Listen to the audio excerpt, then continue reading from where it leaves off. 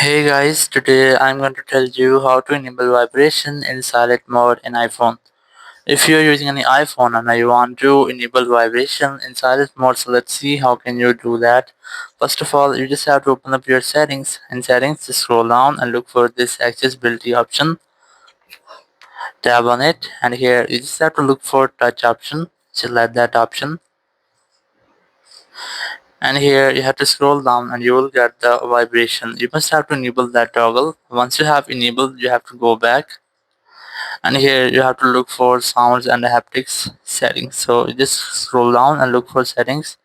Here's the sounds and haptics. Simply tap on it, and here you will get the haptics option.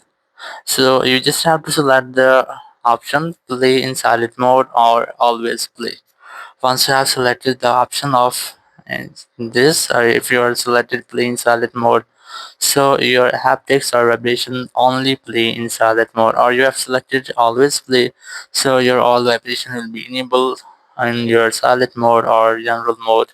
So in this way you can easily enable vibration in silent mode in any iPhone. Thank you very much for watching the video. Until next video, bye bye.